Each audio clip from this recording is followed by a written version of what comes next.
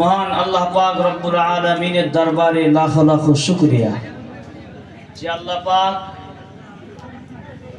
গ্রামের বহু মানুষ আছে, বাহির থেকে বহু মেহমান গ্রামে এসছে। এরপরে তাম দুনিয়ায় মানুষ এই সময়টায় কত রকম গুনাহার কাজে লিপ্ত, কেউ জেনার কাজে, কেউ মদ পানে, কেউ জুয়ার আড্ডায়, বিভিন্ন বড় বড় কাবিরা গুনার কাজে কত মানুষ লিপ্ত হয়ে আছে। আল্লাহ পাক আমাদেরকে সেই সব গুনাহ থেকে হেফাজত করে এমন একটি মাহফিল, যে মাহফিলটির কথা স্বয়ং রাসূলুল্লাহ বলেছেন, দুনিয়ার যে জায়গায় কোরআন হাদিসের কথা হয় সেই জায়গাটি হলো বেহেশতের একটি বাগান। জোরে বলুন সুবহানাল্লাহ। তো আল্লাহ পাক এই যে বেহেশতের বাগানে আমাদেরকে জীবিত অবস্থায় বেহেশতে ঢোকার তৌফিক দান করছেন, এটা কিন্তু সবার নসিব হয় না বাবা, সবার নসিব হয় না। মানুষ আমরা জলসা শোনার নিয়ত করি, জলসা শোনার উদ্দেশ্য নিয়ে বহু দূরদূরান্তে আমরা জলসা শুনতে যাই না। এই যে এখানে আজকে জলসা হচ্ছে, বাইরে থেকে কত মেহমান এসছে, কোথায় যাচ্ছি? খেজুর ডাঙায় জলসা হচ্ছে, জলসা শুনতে যাচ্ছি। কিন্তু বাস্তবে কটা মানুষ জলসা শুনে? সব এসে খাওয়া দাওয়া করলো, সময় মতো চলে গেল। তাহলে এই জায়গাটায় বসার নসিব কিন্তু সবার নসিব আল্লাহ রাখে না।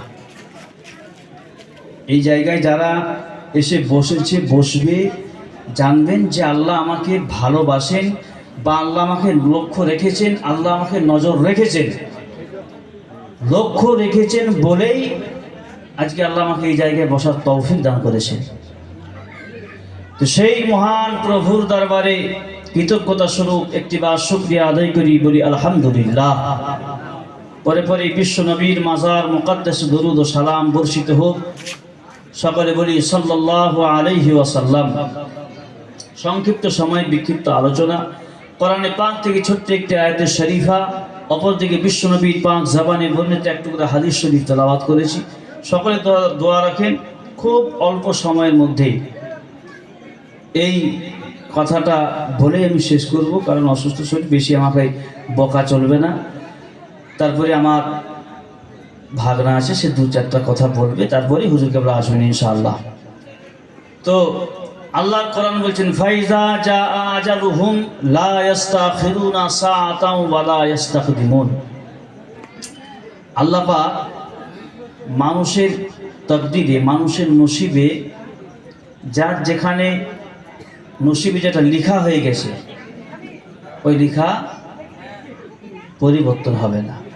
যার যেখানে আল্লাহ মওত রেখেছেন ঠিক সেই জায়গাতেই মওত হবে, সেই জায়গাতে এক সেকেন্ড আগেও নয় আর এক সেকেন্ড পরেও নয়। আমরা কিছু মানুষের মওতটা দেখেছি নিজের চোখে। দেখবেন যে মরণ শয্যায় যারা শুয়ে আছে, এই মরে যাবে অবস্থা। তো অনেক সময় আমরা গালে পানি দিই, একবার দিলাম খেলো, দুবার দিলাম খেলো, তিনবার দিলাম খেলো। অনেক সময় কেউ দুবারে গড়িয়ে যায়, তিনবারে পানি গড়িয়ে যায়, খাওয়া হয়তো আবার চারবার দেওয়ার সময় দেখে পানি গড়িয়ে গেল। অর্থাৎ মুখে পানিটা চলে গেছে, সেই পানিটা ভিতরে ঢুকিয়ে মানুষটা মরতে পারতো না। কিন্তু আল্লাহ পাক তার নসিবে ওই পানিটা আর রাখে নাই।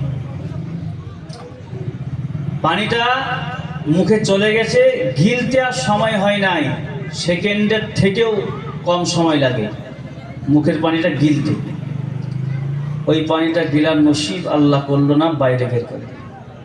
তো ঠিক সেই রকম যে মানুষের মওত আল্লাহ কোন জায়গায় কার কিভাবে নির্ধারিত করে রেখেছে, ঠিক সেই জায়গায়, সেই স্থানে, সেই সময়ে হবেই হবে, কোনো এদিক ওদিক হবে না। তাই বিশ্বনবী বললেন, মউতু ক্বাবলা মাউতিকুম, যে তোমরা মরণের আগে জীবিত অবস্থায় মরণকে বেশি বেশি স্মরণ করো, মরণকে বেশি বেশি স্মরণ করো। মরণকে যত বেশি বেশি স্মরণ করবে, এই কলব নামক গোস্তের টুকরাটা, কলব, এই প্রত্যেক মানুষের বাম স্তনের 2 আঙুল নিচে একটা গোস্তের টুকরা রয়েছে, যেটাকে আরবিতে বলা হয় কলব, যেটাকে ইংলিশে বলা হয় হার্ট। এই আমি একজন হার্টের পেশেন্ট, ওই হার্ট মানে ওই কলব, বাংলায় যাকে বলা হয় অন্তর বা হৃদয়। এই কলব নামক গোশতের টুকরাটা মানুষ যখন গোনা করে এটা অপরিষ্কার হয়ে যায়, কালো দাগ পড়ে যায়। তা আল্লাহ নবী বলছেন যে 3টি রাস্তা এই কলব নামক গোশতের টুকরাটিকে পরিষ্কার করার জন্য। তার মধ্যে একটি হলো মওতকে বেশি বেশি স্মরণ করা, মরণকে বেশি বেশি স্মরণ করা। যত বেশি বেশি মরণকে স্মরণ করবে ওই কলব নামক গোশতের টুকরাটা তত দ্রুত গতিতে পরিষ্কার হবে। বলুন সুবহানাল্লাহ। তাহলে মানুষটা মরে গেল, মরে যাওয়ার পরে আল্লাহ পাক তার রূহটাকে তার যেই জায়গায় রাখার স্থান, ইল্লিয়িন আর সিজ্জিলিন, দুটা জায়গা, একটা ভালো মানুষের রূহ এক জায়গায় থাকার জায়গা, আর একটা খারাপ মানুষের রূহ থাকার জায়গা, ইল্লিয়িন আর সিজ্জিলিন। এই দুইটা জায়গার মধ্যে কোনো একটা জায়গায় যার আল্লাহ যেটা নির্ধারিত করে রেখেছে সেই জায়গায় নিয়ে যাবে। রূহটা কবজ করার পরে সেই জায়গায় নিয়ে যাবে, আবার সেখান থেকে ফের দুনিয়াতে আল্লাহ নিয়ে আসবে। এরপর ওই তার বাড়িতেই রূহটাকে ছেড়ে দেওয়া হবে। কিতাবে এসছে যে ওই মৃত ব্যক্তি সে সব কিছু দেখতে পায়, কে কাঁদছে, কে হাসছে, কে কথা বলছে, কোথায় রান্না বান্না হচ্ছে, এমনকি তার নিজের লাশটা পর্যন্ত সে দেখতে পায়। তো তার আত্মীয় স্বজনেরা যখন কান্নাকাটি করে ওই রূহটা লাইভ চালাচ্ছ নাকি উচ্চ আওয়াজে বলতে থাকে, নরমাল ভিডিও করছি, তোমরা কাঁদছো কেন? এই তো আমি বেঁচে আছি, লাইভ করি, এই তো আমি বেঁচে আছি, তোমরা কাঁদছো কেন? হবে লাইভ করি বলতে থাকি। যখন লাশটাকে গোসল দিয়ে কাফনের কাপড় পরিয়ে খাটিয়ার উপরে উঠিয়ে যখন সবাই মিলে কলেমা শরীফ পড়তে পড়তে কাঁধে নিয়ে উঠিয়ে নিয়ে যাচ্ছে জানাজার নামাজের জন্য, ওই রূহটাও তাদের সাথে সাথে যায়, রূহটাও তাদের সাথে সাথে যায় এবং দেখে কি যে আমারই আব্বা, আমারই চাচা, আমারই ভাই, আমারই আপন ভাই, আমারই সন্তান, আমারই প্রতিবেশী, যারা মহব্বতের মানুষ ছিল, যারা দুনিয়াতে আমার সঙ্গে মহব্বত ছিল, আমাকে যারা ভালোবাসতো, ওই মানুষগুলাই আমাকে কাঁধে করে নিয়ে যাচ্ছে। কোথায়? ওই কবর নামক জায়গাতে রাখার জন্য। কবর নামক জায়গায় রাখার জন্য আমার মহব্বতের মানুষগুলাই নিয়ে যাচ্ছে। গেল সেখানে গিয়ে জানাজার নামাজ হলো, সে সব দেখতে পাচ্ছে। জানাজার নামাজ হলো, দোয়া হয়ে গেল, এরপরে কবরের লাশকে শুইয়ে দেওয়া হলো। কবরের লাশকে শুইয়ে দিয়ে আর ওই দুই পাশে দুইজন, একজন মাথার দিকে একজন পায়ের দিকে নামছে, নেমে লাশকে শুইয়ে দেওয়া হলো। তো তখন কবরবাসী ওই মৃত ব্যক্তি ভাবে যে মনে হয় এই দুইজন আমার সাথে থাকবে। যখন তাকে কবরে শোয়ানো হয় তখন সে কাঁদে, তখন সে বুঝতে পারে যে আমি মারা গেছি, আর আমার কোনো উপায় নেই, আমাকে এই যে কবরে শুইয়ে দেওয়া হবে। কবরে শুইয়ে দেওয়ার পরে ওই দুই পাশে যে দুই ব্যক্তি দাঁড়িয়ে আছে নামানোর জন্য, যারা দাঁড়িয়ে আছে, মনে করে যে এরা মনে হয় দুইজন থাকবে আমার কাছে। দেখা গেল একজন উঠে গেল, তখন হচ্ছে যে আর একজন যে আছে সে মনে হয় থাকবে। সে গোলাপ পানি আতর ফাতর ছড়িয়ে দিয়ে সে যখন উঠে গেল, ওই মৃত ব্যক্তির মনটা খারাপ হয়ে যায় যে এও আমার থেকে উঠে গেল। উঠে যাওয়ার পর যখন বাঁশ কিলাতে আরম্ভ করে, আস্তে আস্তে কবরটা আঁধার হতে থাকে, অন্ধকার হয়ে যায়। কবরে বাঁশ কিলিয়ে খড় দিয়ে পলিথিন দিয়ে আপনার মাটি চাপা দিয়ে দেওয়া হলো। এরপরে ওই যে বলেছিলাম রুম্মান ফারিস্তা, রুম্মান ফারিস্তা কবরে আসবে, এসে আল্লাহর ওই বান্দা ও বান্দিকে জিজ্ঞাসা করবে, এই আল্লাহর বান্দা বলো দুনিয়াতে কি করেছো, ভালো কাজ মন্দ কাজ যা কিছু করেছো সব কিছু লিখে আমাকে দাও, সব কিছু লিখে আমাকে দাও। আল্লাহর বান্দা বান্দি জিজ্ঞাসা করবে যে হে আল্লাহর ফারিস্তা, এই কবর নামক জায়গাতে আমরা কোথায় কি পাবো, কাগজ বা কোথায়, কলম বা কোথায়, কোথা থেকে লিখবো?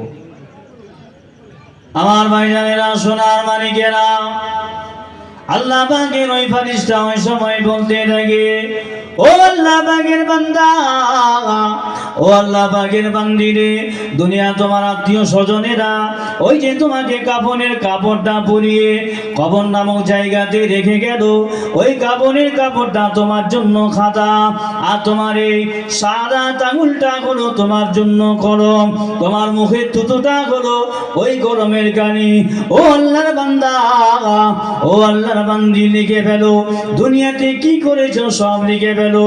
আল্লাহর বান্দা ও বান্দি লিখতে থাকবে, দুনিয়াতে কবে নামাজ পড়েছি, সবে বরাতে রোজা রেখেছি, রমজান মাসে রোজা রেখেছি, মসজিদে 10টা টাকা দান করেছি, জলসার মাহফিলে বসেছি, দুনিয়ার যত রকম ভালো কাজ রয়েছে, ভালো কাজ যত যা কিছু করেছে, এমনকি আল্লাহ পাক তার স্মরণ শক্তিটা সেই দিন এমন ভাবে দিয়ে দেবে, ওই ব্যক্তি যদি 20 বছর আগে রাস্তা থেকে যদি একটা কাঁটা সরিয়ে থাকে, একটা পাথরের টুকরা যদি সরিয়ে থাকে, ওই ভালো কাজটাও আল্লাহ সেদিনে তার মনে করিয়ে দেবে। একটা যদি ছোট্ট কাজ, রাস্তায় যেতে যেতে পায়ে হোঁচট লেগে গেছে তার নিজের, তো সে মনে মনে করলে যে আল্লাহর কত ভালো বান্দা বান্দি রাস্তায় যাবে, পাথরটা তুলে সরিয়ে দিই। এই যে এতটুকু ভালো কাজ, সেই দিন আল্লাহ ওটাও মনে করিয়ে দেবে। দুনিয়াতে জীবিত অবস্থায় ভুলে গেছি, আজ থেকে 5 বছর আগে কি করেছি মনে আছে আমার, কিন্তু আল্লাহ ওই দিন মনে করিয়ে দেবে। সব ভালো কাজ যা কিছু করেছে আল্লাহর বান্দা চত্বর করে লিখবে, লেখার পর হট করে হাতটা থেমে যাবে, হাতটা বন্ধ হয়ে যাবে, আর লেখা হবে না। কি ব্যাপার, মানে ভালো কাজ সব লেখা হয়ে গেছে, যা কিছু জীবনে ভালো কাজ করেছে সব লেখা হয়ে গেছে, এবারে খারাপ কাজ লেখার পালা। তো আল্লাহর বান্দা হাতটা বন্ধ হয়ে গেছে, তখন আল্লাহ পাকের ওই ফেরেশতা, রুম্মান নামক ফেরেশতা আল্লাহর ওই বান্দা বান্দিকে ধমক দিতে থাকবে, ও আল্লাহর বান্দা, লিখো, দুনিয়াতে কি এমন বদ আমল করেছো, কি খারাপ কাজ করেছো, লিখে ফেলো। আল্লাহর বান্দা ভয় চুটি লিখতে থাকবে, দুনিয়ায় কোথায় জেনা করেছি, কোথায় পরের মান আত্মসাৎ করেছি, কোথায় মদ পান করেছি, কোথায় কবে সুদ খেয়েছি, কবে মসজিদে টাকা মেরে খেয়েছি, যা কিছু দুনিয়াতে খারাপ কাজ করেছি, গুনাহ কাজ করেছি, আল্লাহ সেই দিন মনে করিয়ে দেবে। বান্দা লিখতে থাকবে, রুম্মান ফেরেশতার হাতে যখন কাফনের কাপড়টা তুলে দেয়া হবে, রুম্মান ফেরেশতা ওই কাফনের কাপড়টাকে তাবিজের মতো বানিয়ে মুড়ে মুড়ে তাবিজ স্বরূপ বানিয়ে ওই বান্দা বান্দির গলায় ঝুলিয়ে দিয়ে চলে যাবে। রুম্মান ফেরেশতার কাজ শেষ, এরপরে আসবে মুলকান নকির ফেরেশতা, এরপরে মুলকান নকির ফেরেশতা, তার কাজ মার রব্বুকা মান দীনুকা ওয়া মান নাবিয়ুকা, বলো তোমার রবকে। এটা দুনিয়াতে আমরা বলি বুঝানোর জন্য বলি, তোমার রবকে, আমার রব হলো আল্লাহ, তোমার দিন কি ছিল, আমার দিন ছিল ইসলাম, তোমার নবীকে, আমার নবী ছিল মুহাম্মদ রাসূলুল্লাহ সাল্লাল্লাহু আলাইহি ওয়াসাল্লাম। এটা দুনিয়াতে তো বাংলা কথায়, সেখানে বাংলা তো কোনো সিস্টেম নেই বাবা, বাংলা কোনো সিস্টেম নেই। আপনাকে যেমন আরবিতে প্রশ্ন করবে, জবাবটা আপনাকে আরবিতেই দিতে হবে। ইংলিশ পরীক্ষায় যেমন ইংরেজিতেই নামটা লিখতে হয়, বাংলায় লিখলে নাম্বার পাওয়া যায় না, তো সেই রকম কবরে ফেরেশতারা আরবিতে আপনাকে প্রশ্ন করবে, আপনাকে জবাবটা আরবিতেই দিতে হবে। এখন দুনিয়াতে যদি আপনার কোরআনের সঙ্গে সম্পর্ক যদি না থাকে, তাহলে কি করবেন? আরবি যদি না জানেন তো কি করবেন? আল্লাহ পাকের ওই দুই ফেরেশতা, মুলকান নকির ফেরেশতা যখন আল্লাহর ওই বান্দা বান্দিকে বলবে, মার রব্বুকা মান দীনুকা ওয়া মান নাবিয়ুকা, ও আল্লাহর বান্দা বান্দি বলো, দুনিয়াতে তোমার রব কে ছিল, দুনিয়াতে তোমার দিন কি ছিল, দুনিয়াতে তোমার নবী কে ছিল। আবার কোন কোন কিতাবে এসেছে আল্লাহ পাকে ওই দুই ফেরেশতা আপনার আমার নবীর সুরাতটা, আপনার আমার নবীর চেহারা মোবারকটা ওই বান্দা বান্দির খবরে নিয়ে এসে ধরা হবে, দেখানো হবে। ও আল্লাহর বান্দা বান্দি বলো, এই ব্যক্তিকে কি চেনো, এই ব্যক্তি সম্পর্কে কি জানো বলো, এই ব্যক্তি সম্পর্কে কি জানো বলো। দুনিয়াতে যদি গুনার বোঝা বেশি হয়ে যায়, দুনিয়াতে যদি নাফরমানি হয়ে থাকি আমি, সেইখানে হায়হাত আল্লাহ দিদি আমি কিছুই জানি না, আমার রবকে আমি জানি না, আমার দিন কি ছিল আমি জানি না, আমার নবীকে আমি তাও জানি না, এই ব্যক্তির সম্পর্কে এই ব্যক্তিকে আমি চিনি না। আল্লাহর হুকুম হয়ে যাবে, ফেরেশতারা যাও, আমার বান্দা দুনিয়াতে নাফরমানি করেছে আমার সঙ্গে, আমার হুকুম আহকাম মেনে চলে না, যাও আমার বান্দার কবরে জাহান্নামের গর্ত বানিয়ে দাও। ফেরেশতারা সঙ্গে সঙ্গে ওই নাফরমান ব্যক্তির কবরটা জাহান্নামের গর্ত বেরিয়ে যাবে। কিয়ামত পর্যন্ত ওই একই অবস্থায় তাকে জ্বলতে হবে। আর আল্লাহ পাকের নেককার বান্দা বান্দি যদি হয়ে থাকে, আল্লাহ পাকের মহব্বতের বান্দা বান্দি মাহবুব বান্দা বান্দি যদি হয়ে থাকে, আল্লাহ পাকের ওই মুলকান নকির ফারিস্তারা যখন জবাব হিসাব নেবে, মার রব্বুকা, আল্লাহর বান্দা বান্দি বলবে রাদিতু বিল্লাহ মান দীনুকা ওয়া বিল ইসলাম দীনা। আল্লাহ পাকের ওই দুইজন ফারিস্তা যখন বলবে ওয়া মান নাবিয়ুকা ওয়া বি মুহাম্মাদিন নাবিয়্যান ওয়া রাসূলা সাল্লাল্লাহু আলাইহি ওয়াসাল্লাম, কবরে সওয়ালের জবাব রাদিতু বিল্লাহি ওয়া বিল ইসলাম দীনা ওয়া বি মুহাম্মাদিন নাবিয়্যান ওয়া রাসূলা সাল্লাল্লাহু আলাইহি ওয়াসাল্লাম। যখন আল্লাহ পাকের বান্দা বান্দি এইরকম ভাবে জবাবটা দিয়ে দেবে, আল্লাহ পাক খুশি হয়ে গিয়ে আল্লাহ পাক সঙ্গে সঙ্গে ফারিস্তাদেরকে ডাক দিয়ে বলবে, ও আমার ফারিস্তারা, ও আমার ফারিস্তারা, আমার বান্দা হক বলেছে, আমার বান্দা সত্য বলেছে, আমার বান্দার সঙ্গে দুনিয়াতে তার সঙ্গে আমার সম্পর্ক ছিল, আমার বান্দা আমার হুকুম আহকামকে মেনে চলেছে। ও আমার ফারিস্তারা, যাও যাও জান্নাতুল ফিরদাউস থেকে রাসূলের পোশাকটা নিয়ে আমার বান্দা বান্দিকে পরিয়ে দাও, জান্নাতুল ফিরদাউস থেকে রাসূলের বিছানাটা নিয়ে আমার এই বান্দা বান্দির কবরে বিছিয়ে দাও। আল্লাহ পাকের ফেরেশতারা সঙ্গে সঙ্গে জান্নাতুল ফিরদাউস থেকে আল্লাহ নবী পোশাকটা নিয়ে আল্লাহ পাকের ওই বান্দা বান্দিকে পরিয়ে দেওয়া হবে।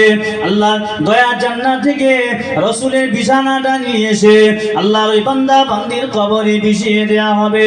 আল্লাহ পাক আবার হুকুম করবে, এ আমার ফেরেশতারা, যাও যাও আমার বান্দাকে সাজিয়ে দাও, হীরা মতি দিয়ে আমার বান্দাকে সাজিয়ে দাও, একটা সুন্দর করে মালা তৈরি করো, ওই মালাটা নিয়ে আমার বান্দাকে পরিয়ে দাও, আমার বান্দাকে সাজিয়ে দাও। আল্লাহ পাকের ফেরেশতারা ওই সময়ে আল্লাহ পাকের হুকুম অনুযায়ী তারা হীরা মতি দিয়ে একটা মালা তৈরি করবে। মালা, যে মালাটা একটা দানা কিতাবে এসেছে, ওই মালার একটা দানা যদি দুনিয়াতে পড়া হয়, দুনিয়াতে যদি ফেলা হয়, ওই তামাম দুনিয়াটা নূর আলা নূর হয়ে যাবে। এতটা জ্যোতি ওই মালার একটা দানা যদি দুনিয়াতে পড়ে, তাম দুনিয়াটা আলোকিত হয়ে যাবে সারা কিয়ামত পর্যন্ত। আল্লাহ পাকে দুইজন বান্দা বান্দি মালাটা নিয়ে আল্লাহ পাকের বান্দা বান্দিকে পড়াতে আসবে। দুইজন ফেরেশতা, একজন বলছে আমাকে দাও আমি পড়াবো, আর একজন বলছে না আমাকে দাও আমি পড়াবো। এই দুইজন এভাবেই টানাটানি করতে করতে মালার সুতাটা ছিঁড়ে যায়। ছিঁড়ে যাওয়ার সঙ্গে সঙ্গে ওই হীরামতির দানাগুলো আল্লাহ পাকের ওই বান্দা বান্দির কবরে ঝরঝর ঝরঝর করে পড়ে যাবে। পড়ে যাওয়ার সঙ্গে সঙ্গে তামাম কবরটা নূর আলা নূর হয়ে যাবে। জোরে বলুন সুবহানাল্লাহ। আল্লাহ পাকের ওই দুইজন ফারিস্তা, তাদের মনটা খারাপ হয়ে যাবে, আফসোস হয়ে যাবে, আল্লাহ আমরা কি অন্যায় করে ফেললাম, কি ভুল করে ফেললাম, আল্লাহ আমরা আপনার বান্দাকে সাজাতে পারলাম না, মালাটা আপনার বান্দাকে পরাতে পারলাম না। আবার দুইজন ফেরেশতা আলোচনা করে মালার দানাগুলো একটা একটা করে নিয়ে আবার সুতার মধ্যে আবার গাঁথতে থাকবে, একটা একটা করে আবার গাঁথতে থাকবে। গাঁথতে গাঁথতে গাঁথা শেষ হবে, কিয়ামত শেষ হবে। একজন মুমিনের জন্য কবরে এতটুকু সময়, একটা মালা গাঁথতে যতটা সময়, একজন মুমিনের জন্য কবরে অতটুকু সময়। আমার দিনদার ইমানদার ভাইরা, আল্লাহ পাক আমাদেরকে সেই মুসলমান ঘরে জন্ম দিয়েছেন, আখেরি জামানার নবীর উম্মত করে পাঠিয়েছেন। এখনো আমরা সেই নবীর সঙ্গে সম্পর্কটা রাখি, এখনো আমরা আল্লাহর ঘর মসজিদের সঙ্গে সম্পর্কটা রাখি, নামাজের সঙ্গে সম্পর্কটা রাখি, রোজার সঙ্গে সম্পর্কটা রাখি।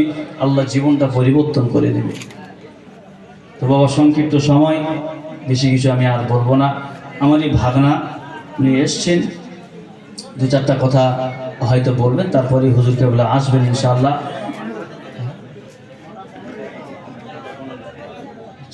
হুজুর কেবলা চলে আসবেন ইনশাআল্লাহ। আমার ভাগনা দু চারটা কথা বলবেন, তার আগে একটু মহাব্বতে দরুদ শরীফ। আল্লাহুম্মা সাল্লি আলা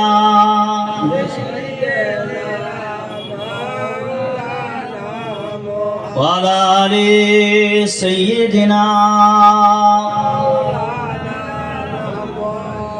ওরে যার প্রেমেতে মজনু হলো, যার প্রেমেতে মজনু হলো খুদে রব্বা।